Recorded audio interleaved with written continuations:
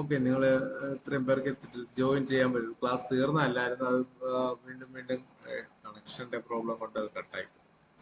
വേറെ എന്തെങ്കിലും ഒരു വഴി നോക്കണം, നമ്മൾ നോക്കാം. വേറെ ഗൂഗിൾ മീറ്റോ അൺഡിസ്റ്റർബ്ഡ് ആയിട്ട് കണ്ടിന്യൂ ചെയ്യാൻ പറ്റുന്ന ഒരു സർവീസ് നോക്കാം. ഓക്കെ, നമ്മളെ ഇതിലേക്ക് ഞാനിത് നിങ്ങളുടെ ഗ്രൂപ്പിൽ ആസ് യൂഷ്വൽ നമ്മളെ തിരൂര് ഗ്രൂപ്പിലും ഉണ്ട്. ഗ്രൂപ്പിൽ ആ സോഴ്സ് കോഡ് ഇട്ടിട്ടുണ്ട്. അതുകൊണ്ട് ഞാനിത്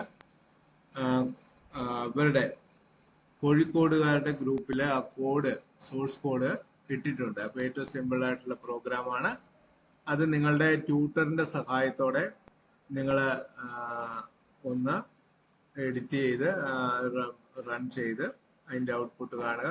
വിശദമായ ഇതിൽ നിങ്ങൾ ടെസ്റ്റ് ചെയ്യേണ്ട കാര്യങ്ങൾ ഇവിടെ ഈ 9.0 എന്ന് പറയുന്നത് 9/5.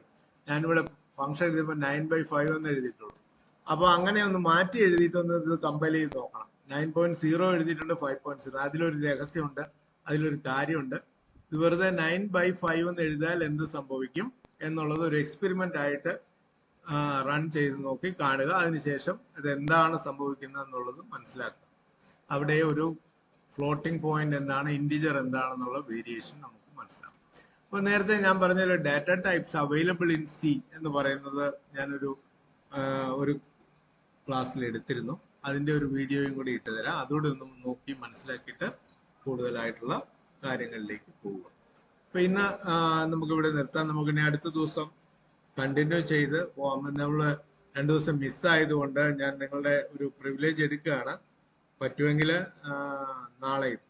നാളെ സാറ്റർഡേ ആണ്, ഒരു അവറോടെ ഇതുപോലുള്ള 2:30-3:30 സമയത്ത് പറ്റുമെങ്കിൽ ഞാൻ ലിങ്ക് ഇടാം. അപ്പൊ അതിനനുസരിച്ച് നിങ്ങൾ ഒന്ന് പറ്റുന്നിടത്തോളം ആൾക്കാർ കയറി നമ്മൾ. ശരി, എല്ലാവർക്കും